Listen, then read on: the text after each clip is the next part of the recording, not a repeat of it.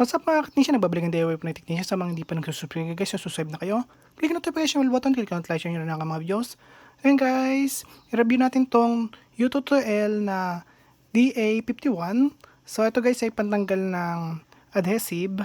So basta yung mga pandikit na kunyari mga sticker, yan kaya nyan alisin. At ano rin natin to guys, tear down din natin siya. So paano ba gamitin to? So ito guys. So, ito yung pinaka-needle niya. So, ito yung tatanggal ng adhesive or sa kahit na anong adhesive guys sa sticker, mga ganyan. So, ito rin guys, minsan ng pantanggal ng mga glue. Ayan. So, kaya nitong tanggalin yung mga glue. So, dito, dalawang pindutan lang siya guys, tapos may LED indicator. So, ibig sabihin po niyan ay ito yung power guys. Ayan. Tapos itong cycle na nakalagay dito, ibig sabihin ito yung on niya. So pag pinindot nyo ito, mag-on lang to. Okay? So hindi ibig sabihin to is ito lang yung ikot niya. Kasi nandito yung forward at saka reverse niyan guys. Tapos dito sa likod, ito yung pinaka USB niya. Tapos ito yung speed niya. Kung gusto nyo mabilis or gusto nyo mabagal. Ayan. So pakita ko sa inyo. Ang kagandahan din to guys ay rotary knob din to guys, or rotary encoder. Ayan. So, ayan, hold lang natin to. Ayan guys, green. Ang green ay pag pinandar natin, ayun ang ikot niya guys pag ganun. So, counterclockwise yung ikot niya. Ayan, counterclockwise yung ikot niya guys. Ayan o, counterclockwise. Tapos pag pinindot ulit natin yung power, nag-blue na siya. So, clockwise na yung ikot niya guys. Ayan guys, pag ganito na, ayan o.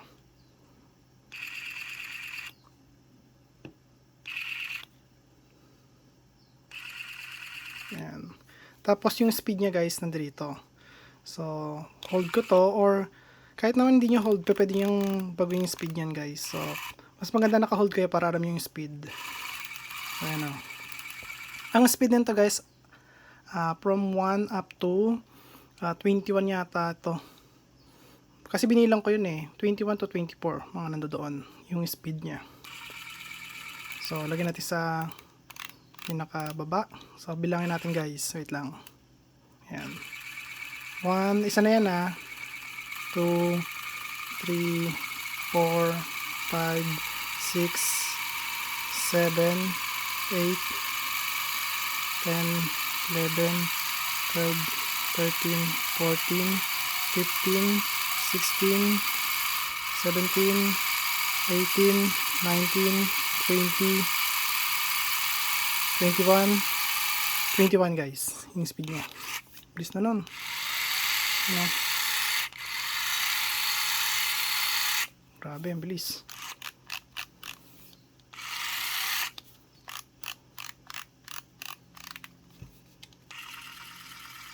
Yung bilis ng mabagal niya, yan, ganyan kabilis lang yan. Ayan. Pag sa pinaka maximum ang bilis niya talaga guys.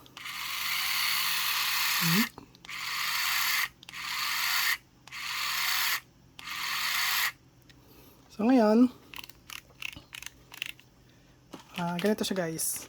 Kunyari ito, tanggalin natin to, yung sticker na to. Pero guys talaga, ang gamit nito is pantanggal talaga ng adhesive lang ng mga phone, kasi wala akong phone dito na pwede kong gamitin na pang test. Pero eto guys, sticker na to, matatanggal natin to guys.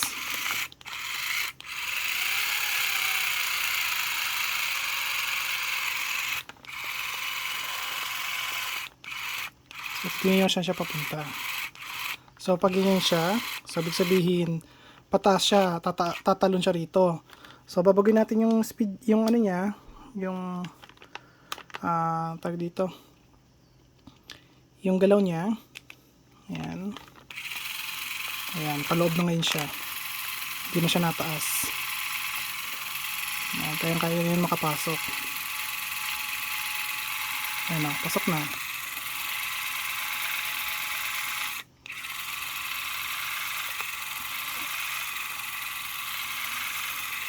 Ayan, tignan niya guys.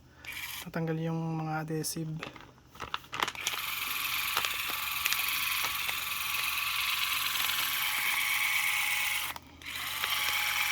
Pag mabilis to, mas maganda lalo.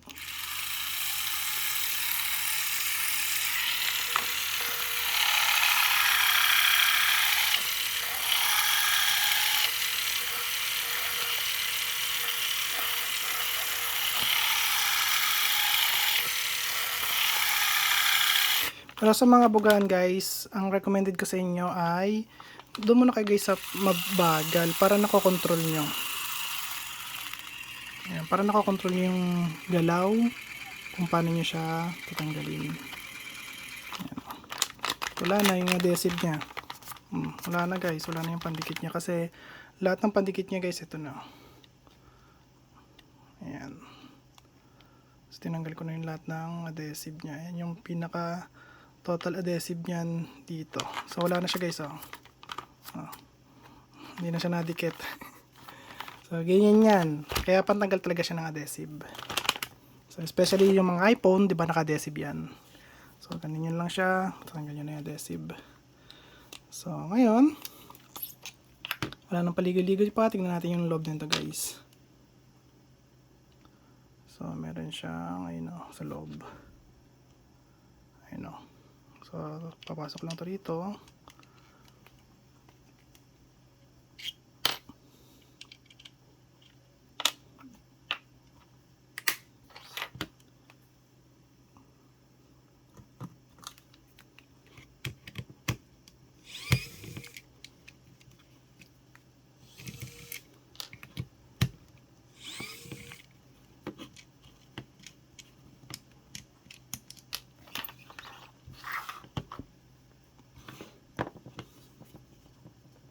Ito guys, pag nagtanggal kayo nito, ang lock niya nandito. Turo ko sa inyo para nakita nyo. Ang lock niyan guys nandito, ayan. Tapos nandito. Okay? So may lock yan dyan. To, tsaka to. So, kaya ang gagawin nyo, dito nyo iaangat. So, sana mahaba yung kuko nyo. So, dito nyo siya iaangat. Tapos, dahan-dahan nyo lang. Yun, tanggal na.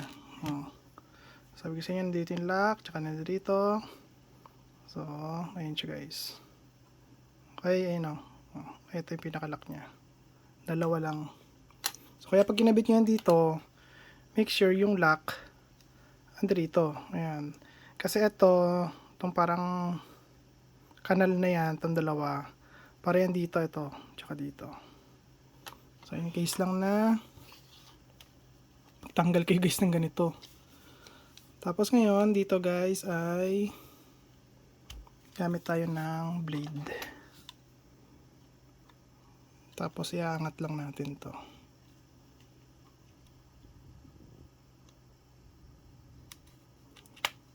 Ayan kusa na siyang hihiwalay mo lang siya guys Gagawinin nyo lang siya para maghiwalay siya.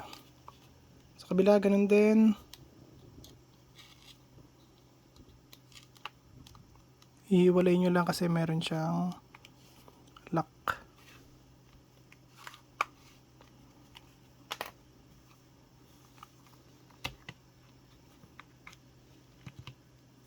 So, ayan yung laman niya. Ayan guys, ang laman niya. So, meron siya ritong dalawang ball bearing. Ayan. Siya yung nagsusupport para smooth yung galaw ng needle. Ayan. Tapos naka gearbox siya para yung rotation ng gearbox ay malakas yung torque. Mabilis yung ikot. Syempre mabilis ang ikot ng motor. Tapos pagdating dito mabagal lang pero malakas yung torque. Kasi pagka motor lang, direct drive siya, mabilis yung ikot niya pero mahina yung torque. Kaya ang ginawa nila is kailangan nila ng gearbox. Ayan. Para malakas lang yung torque. Mabagal lang siya umikot pero malakas naman yung torque. Para talagang may babaon nyo na mabuti. So ito yung sinasabi ko sa inyong rotary encoder. So kakaiba yung rotary encoder nyo. Ang laki. Tapos sa gitna yung type C para sa charger. So ngayon guys, pakita ko sa inyo to.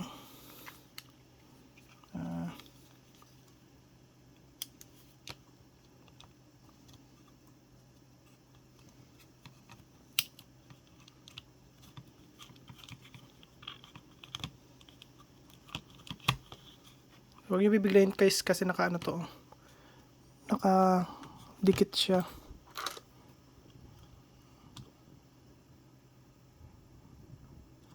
Ito baka baka mabali, sayang.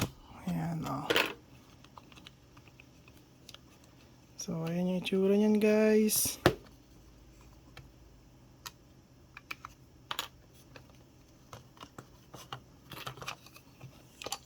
Wala na, pindutan na lang to. So, ito yung pinaka assembly niya. Ayan guys. Tapos, meron siyang, para may ano kayo, ID rin kayo guys. Kung ano yung mga nakalagay dito. So, ayan. Zoom in natin. Zoom in. Kasi natin yung ilaw para hindi nakakaano sa ilaw. Okay, so meron siyang 4056 TP4056 na pang charge to kasi ito guys eh. Charger niya. Charging IC, sorry. Ayan. So ito 'yon. Tapos pagdating dito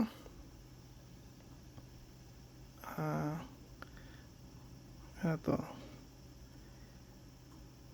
HT7182. So, tignan nyo to guys. Or tignan ko muna. So, HT7182. Ito guys, yung controller niya mismo ha. Ayan. So, 24, 27, 10, 7. Pero guys, ano lang to, code lang to. Hindi talaga to yung tunay na ano nito, number. Tapos dito, meron tayo dito SA8345. So, para yan guys dito sa may, eto sure na ako guys na para to sa may motor natin para ano siya, mag-reverse yung ikot niya. So, pwede siya i-reverse, tapos pwede siya i-forward o kaya clockwise tapos counterclockwise. Dahil lang dito yan. So, feeling ko naka I2C to. Communication kasi direkta yung linya nito. Ayan o, kita nyo number 1 tsaka number 2. Direkta dito sa IC na to. Tapos itong IC na to, naka communicate siya dito sa dalawang pindutan na to. Ayan guys, para may idea lang din kayo.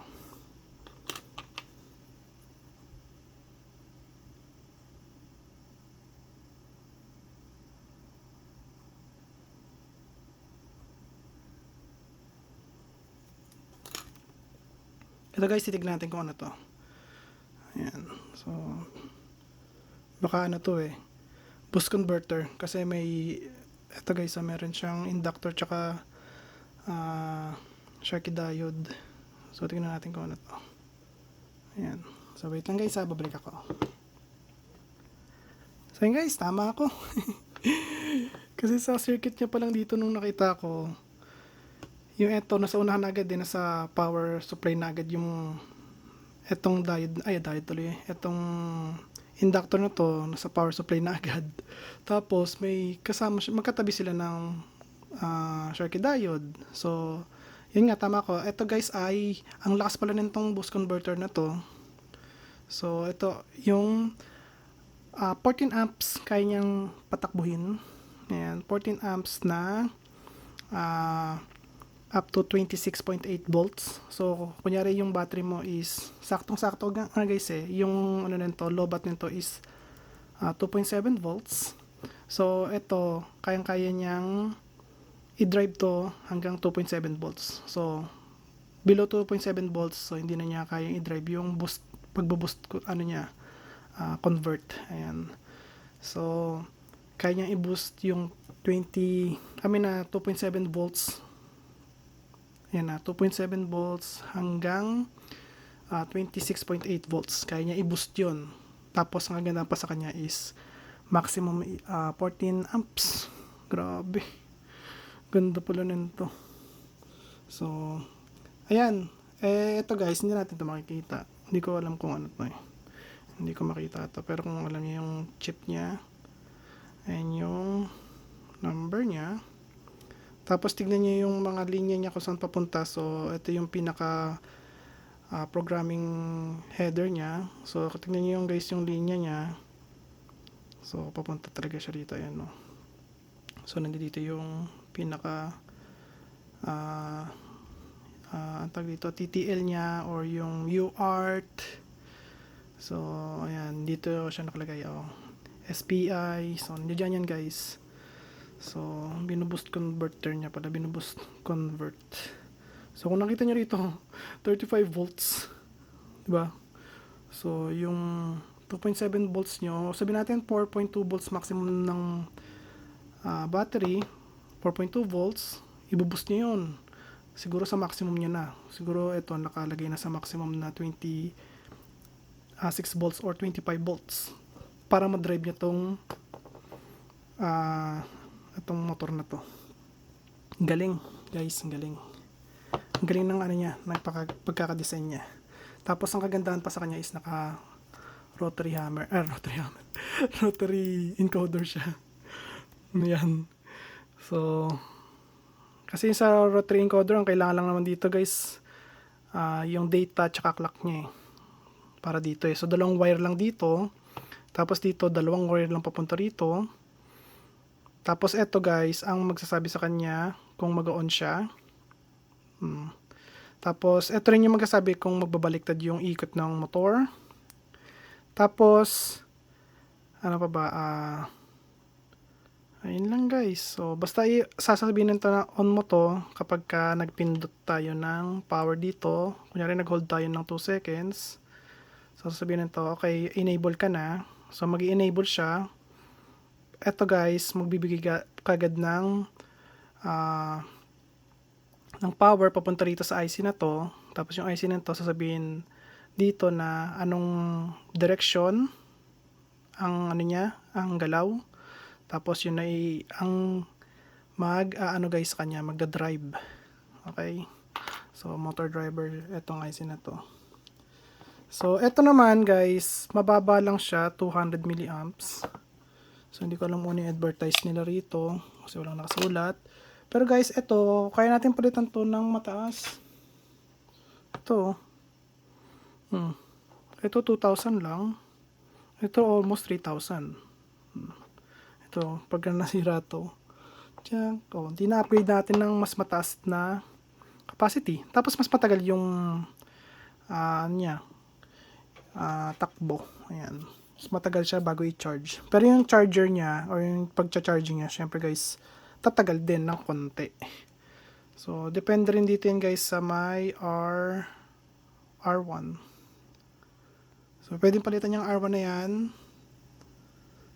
Ito, pwede natin guys palitan to ng mas mataas ng konti or mas mababa. Depende sa gusto natin na current para i-charge to guys.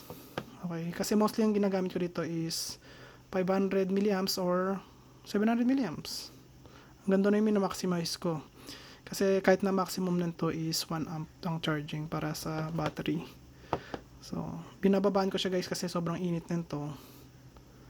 So, mahirap guys papainitan niya to buong ano nito. Buong PCB. So, ayan guys. At kung nagustuhan niyo yung video ko, huwag kalimutan mag-like, share, subscribe. Click notification bell button. Click nyo all guys. Bye. Peace.